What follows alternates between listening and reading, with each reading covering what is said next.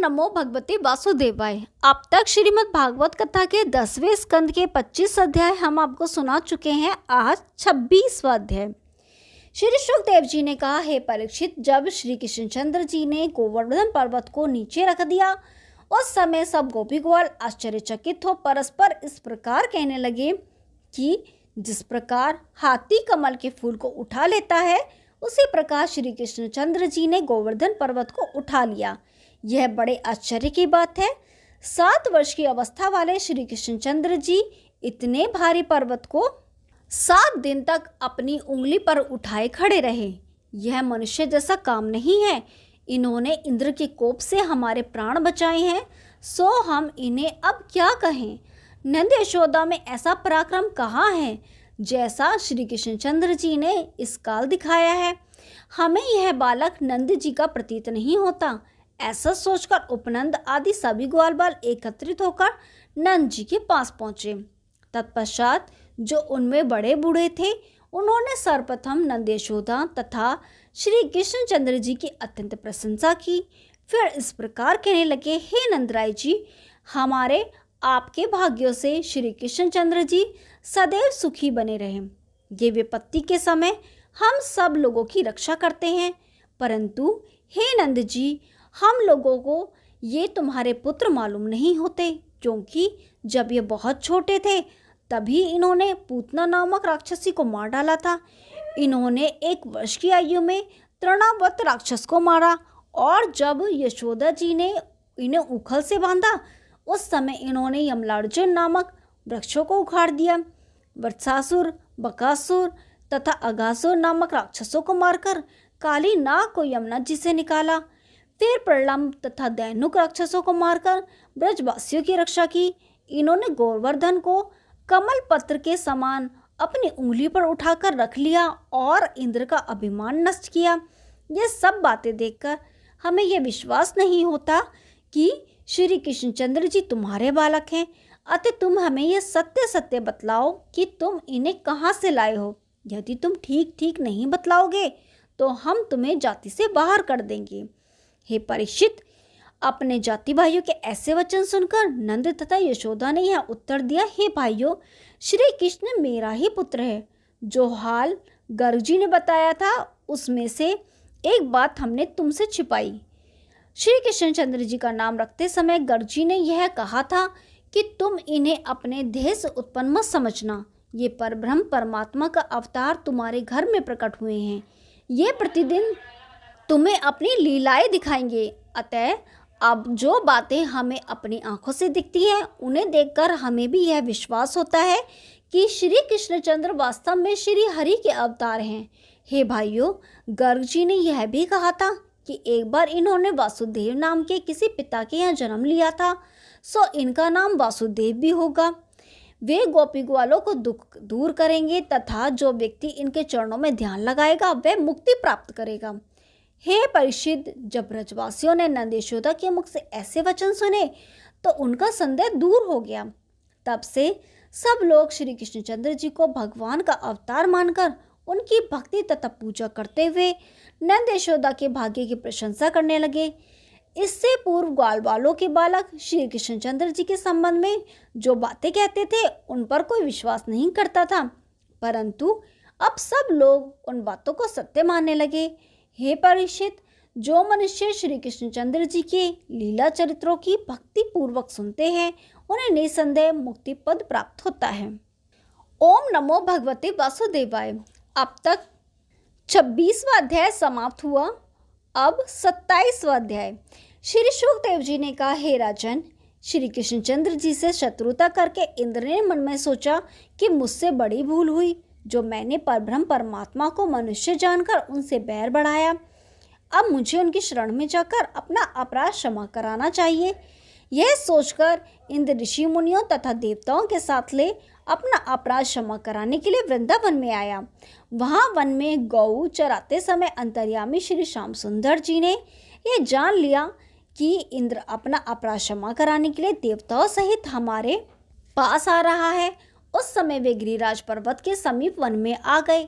जब इंद्र ने दूर से ही श्री श्याम सुंदर को बैठे हुए देखा तो वह देवताओं तथा ऋषि मुनियों को साथ ले हाथ जोड़े श्री कृष्ण जी के पास पहुंचे और उनके चरणों में गिर पड़ा। फिर बड़ी दीनता से प्रार्थना करता हुआ इस प्रकार कहने लगा, हे दीनबंधु प्रभु, आप मेरी सहस्त्र दंडवत स्वीकार कीजिए। हे स्वामी, मैंने अपनी मूर्खतावश आपकी परीक्षा लेनी चाहिए थी, सो मैंने अपनी करनी का फल प्राप्त किया। जिस प्रकार अज्ञानी बालक शीशे में अपने प्रतिबिंब को देखकर उसे पकड़ना चाहता है, वही हाल आपके भेद को जानने वाले का होता है। जब ब्रह्मा, शिव आदि देवता भी आपके भेद को ना जान पाए तो मैं कैसे जान पाता।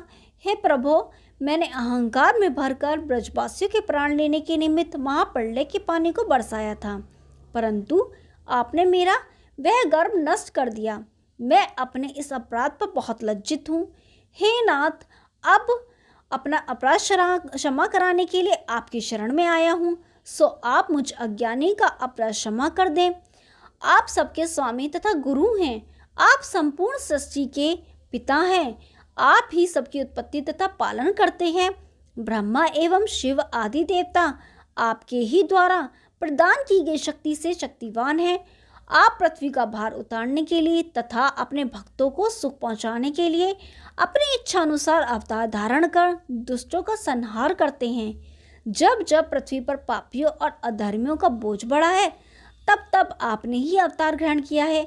आपकी कृपा से ही मैं देवलोक का स्वामी हुआ हूँ।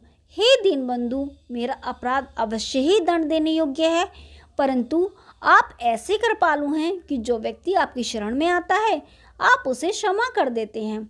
मुझे तो इस अपराध ने भी जब तक का फल दिया है जो मैं आपके चरणारविंदों का दर्शन प्राप्त कर सका हूँ। हे नाथ, आप मेरे ऊपर दयालु हों। ओम नमो भगवते वासुदेवाय। 27वां अध्याय समाप्त हुआ। अब 28वां अध्याय। श्री शुकदेव जी कहने लगे, हे परीक्षित, कार्तिक शुक्ला एकादशी को नंद राय जी ने संध्या वंदना करके एकादशी का व्रत रखा। दिन भर तो पूजन आदि में व्यस्त रहे। दूसरे दिन द्वादशी केवल 1 घड़ी की थी, इसलिए द्वादशी में पारण करना आवश्यक जानकर वे 1 पहर रात शेष रहने पर ही उठ गए और गोयों को लेकर यमुना स्नान करने को चल दिए। जिस समय वे यमुना जी के नंद घाट पर स्नान करने के लिए यमुना में घुसे, उस समय जलमार्गों की रक्षा करने वालों ने वरुण देवता के पास जाकर यह सूचना दी, हे स्वामी, इस समय एक मनुष्य यमुना जल में धंसा है। उस समय वरुण देवता ने उन्हें पकड़ लाने की आज्ञा दे दी।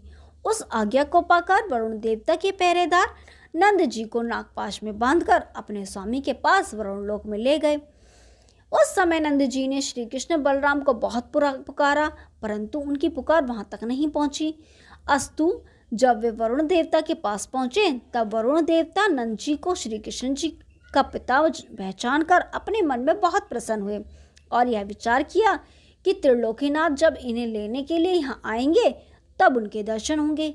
यह सोचकर वरुण देवता ने नंद जी को अपने महल में ले जाकर सम्मान सहित ठहरा दिया और श्री श्याम सुंदर की पधारने की आशा में एक बहुत सुंदर रत्न जड़ित सिंहासन बिछाकर उनकी पूजा की सामग्री तैयार की। उस समय वरुण देवता की स्त्रियों ने नंद जी की प्रशंसा करते हुए इस प्रकार कहा, हे नंदराय जी, आप बड़े भाग्यशाली हैं जो भगवान श्री नाथ जी आपके घर पुत्र रूप में पधारे हैं। इस प्रकार वहां तो देव स्त्रियां नंद जी का आदर सत्कार कर रही थी और जब नंद जी स्नान करके जल से बाहर नहीं निकले तो ग्वाल वाल चिंता करने लगे। जब ग्वाल वालों ने उन्हें जल में नहीं देखा तब वे यमुना तट पर रखे हुए नंद जी के वस्त्रों को उठाकर श्री कृष्णचंद्र जी के पास ले आए।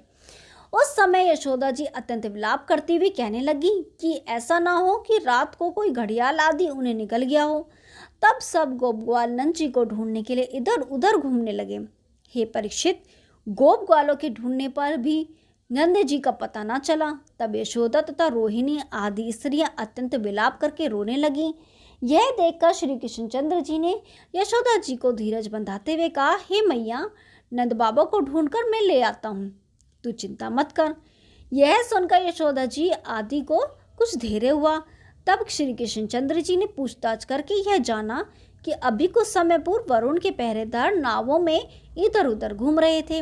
यह जानकर श्री हरि वरुण लोक में जा पहुंचे। उस समय उनका मुख कमल हजारों सूर्यों के समान प्रकाशित हो रहा था। जब वरुण देवता ने श्री श्याम सुंदर जी को आते देखा, तब वह आगे बढ़कर मार्ग में पीतांबर बिछाता हुआ कन्हैया को सम्मानपूर्वक अपने घर ले आया। फिर उनका विधिवत पूजन कर प्रार्थना करता हुआ इस प्रकार कहने लगा, प्रभु, आज मेरा जन्म सफल हुआ, जो आपने यहाँ पधार कर मेरा घर पवित्र किया और मुझे अपना दर्शन देकर कृतार्थ किया। हे दीनानाथ, इसी लाभ को प्राप्त करने के लिए मैंने नंद जी को अपने घर में रोक रखा था, अन्यथा पल भर में ही उन्हें उनके स्थान पर पहुंचा देता। हे स्वामी, मेरे सेवकों से यह अपराध अनजाने में हो गया है। यद्यपि उन्होंने दंड पाने योग्य अपराध किया है, परंतु मैंने इसलिए उनका गुण माना है कि उस अपराध के कारण मुझे आपके दर्शन तथा आपके पिताजी की सेवा करने का सौभाग्य मिला है। अब आप मेरा चरण स्पर्श स्वीकार करें। हे त्रिलोकीनाथ, मुझसे जो अपराध हुआ है उसे आप क्षमा करें, क्योंकि आप क्षमा के सागर हैं।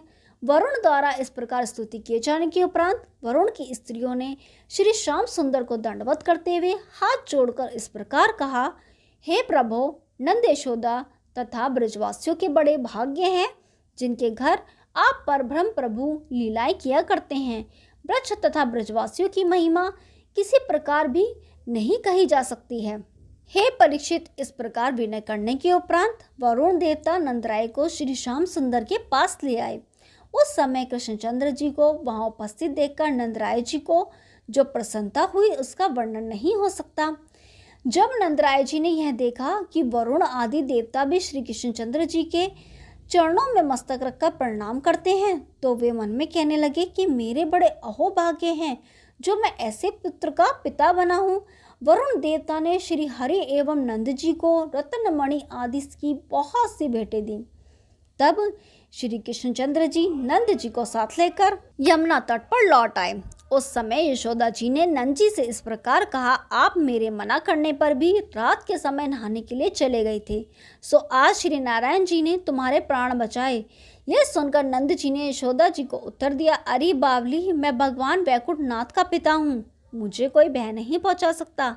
यह सुनकर यशोदा अत्यंत प्रसन्न हुई। नंद जी ने ब्राह्मणों तथा याचकों को दान देकर अपने जाति भाइयों को मिठाई बंटवाई। ओम नमो भगवते वासुदेवाय। 28वां अध्याय समाप्त हुआ। अब 29वां अध्याय। श्री शुकदेव जी कहने लगे, हे परीक्षित, चीरहरण के समय श्री कृष्णचंद्र जी ने गोपियों से यह कहा था कि हम शरद पूर्णिमा को तुम्हारे मन की इच्छा पूर्ण करेंगे।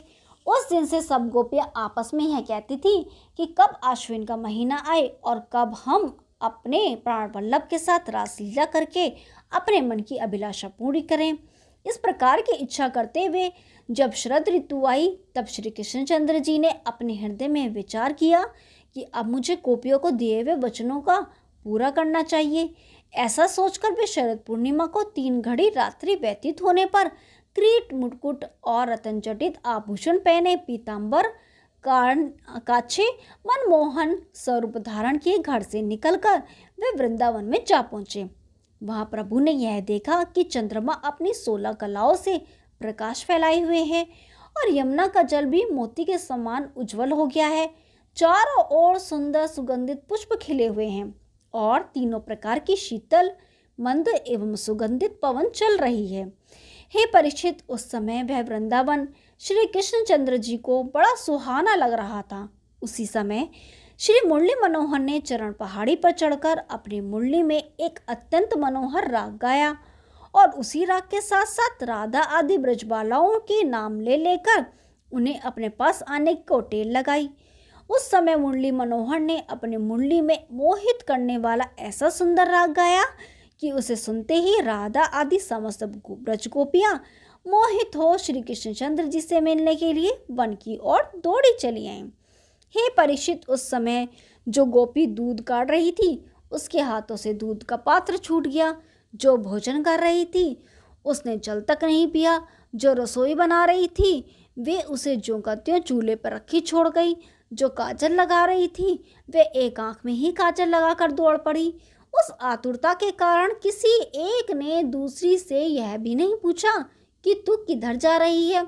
जल्दी के कारण गोपियों ने हाथों के आभूषण पैरों में पहन लिए, लहंगे की जगह ओढ़नी पहन ली और लहंगे को सिर पर ओढ़ लिया। हाथों में चोली लिए हुए वे वृंदावन की ओर दौड़ने लगी। जब घर वालों ने उन्हें रोकना चाहा तो उन्होंने किसी का भी कहना ना माना। उस समय एक गोपी अपने पति के चरण दबा रही थी। जब वह उठकर चलने लगी तो उसके पति ने उसे नहीं जाने दिया। उस समय वह कृष्णचंद्र जी के ध्यान में अपना देह छोड़कर सब गोपियों से पहले श्री कृष्णचंद्र जी के पास जा पहुंची। उसका ऐसा प्रेम देखकर श्री कृष्णचंद्र जी ने उसे अपने रास विलास में सबसे प्रधान स्थान दिया। राजा परीक्षित ने पूछा, हे सुखदेव स्वामी, उस ब्रजगोपी ने श्री कृष्णचंद्र जी को भगवान समझकर प्रेम नहीं किया था। उसने तो वासना की इच्छा करके अपने प्राण त्यागे थे। फिर उसे मुक्ति पद कैसे प्राप्त हुआ? हे परीक्षित, संसार के उत्पन्नकर्ता श्री वैकुंठनाथ हमेशा एक रस और विकार रहित रहते हैं।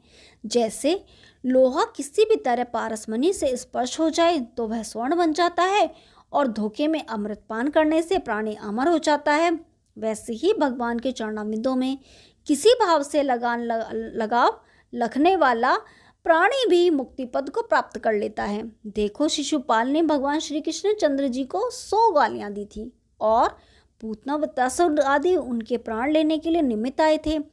उनको भी दयालु प्रभु ने अपना धाम देकर मुक्त कर दिया था।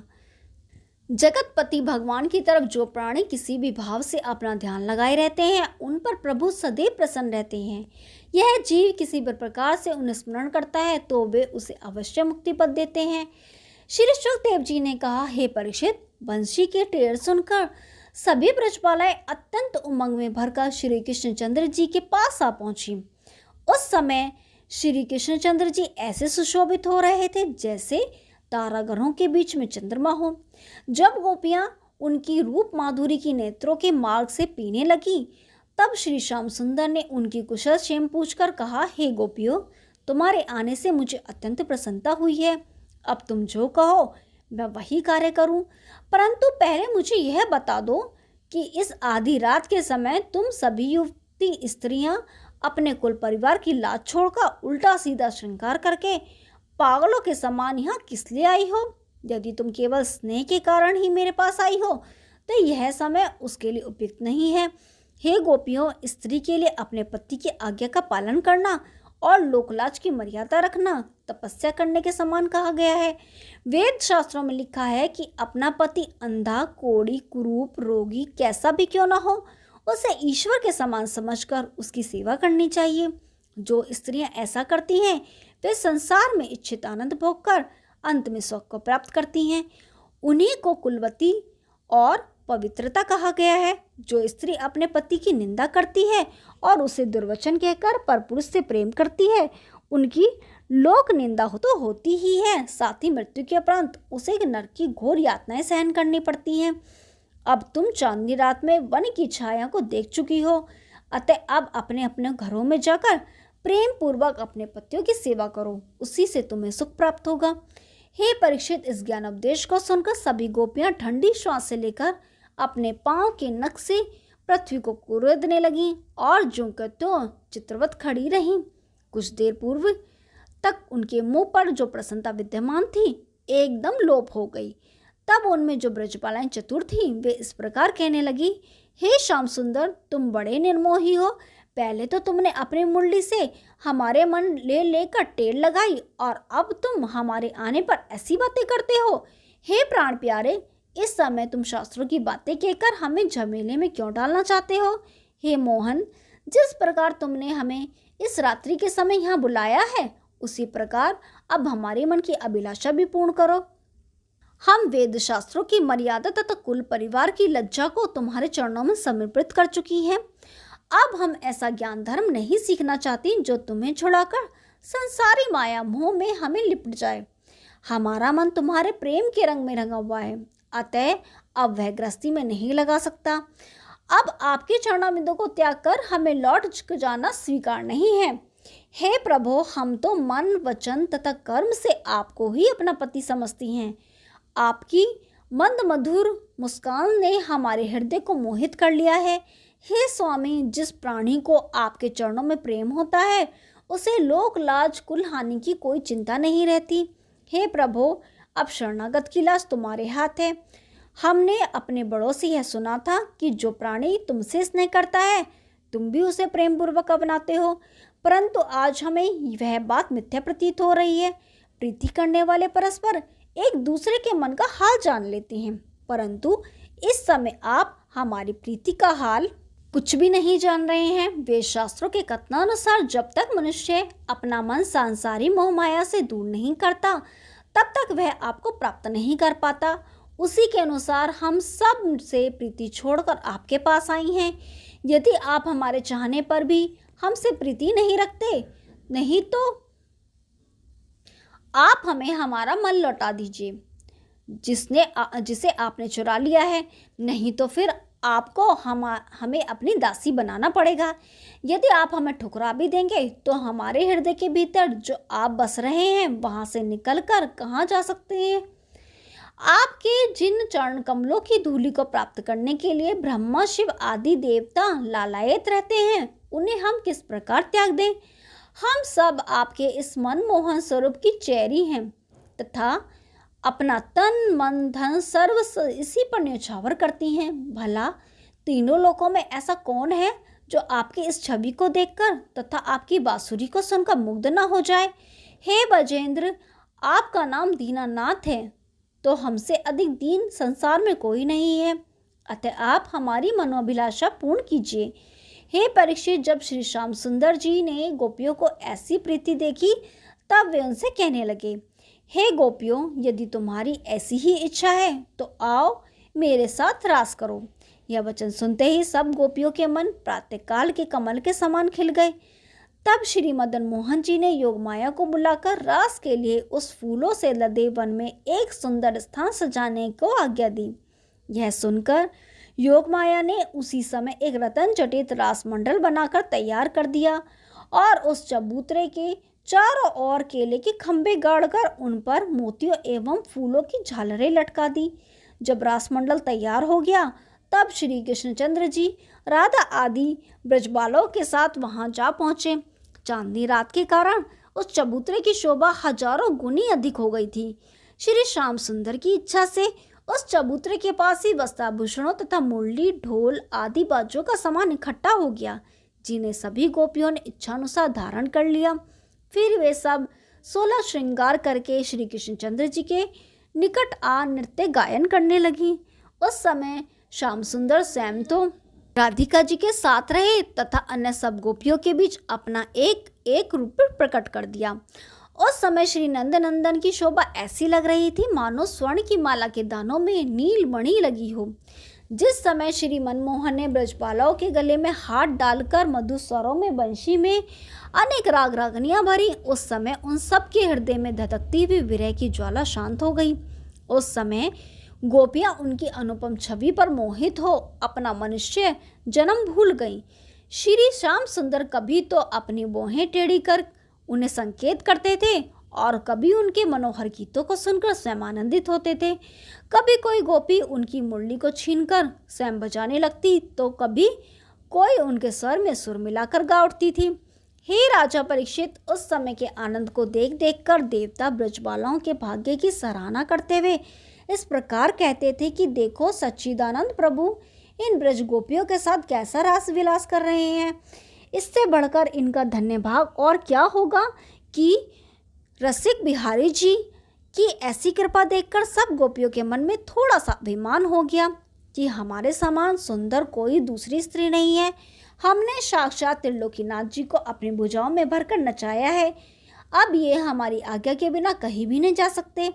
यह सोचकर एक गोपी ने श्री श्याम सुंदर की ओर कटाक्ष करते हुए कहा, हे प्यारे, अब नाचते नाचते मेरे पांव तो दुखने लगे हैं। उस गोपी के इतना कहते ही अन्य गोपियां भी कोई तो प्रभु का हाथ पकड़कर और कोई उनके कंधे का सहारा लेकर खड़ी हो गई। हे परीक्षित, उस समय गर्भहारी श्री श्याम सुंदर ने यह विचार किया कि इन गोपियों के मन में यह अभिमान पैदा हुआ है कि मैं इनकी खूबसूरती पर मुग्ध होकर इनके वश में हो गया हूँ, अतः इनका गर्भ नष्ट करने के लिए मुझे यहाँ से अंतर्धान हो जाना चाहिए। इस प्रकार इनका गर्भ नष्ट हो जाएगा, तब मैं इनसे आकर फिर मिलूंगा। ऐसा निश्चय कर श्री कृष्णचंद्र जी सब गोपियों को वहीं छोड़ राधा रानी को साथ ले वहां से आलोप हो गए। ओम नमो भगवते वासुदेवाय। 29वां अध्याय समाप्त हुआ, कल 30वां अध्याय शुरू करेंगे। तब तक के लिए नमस्कार।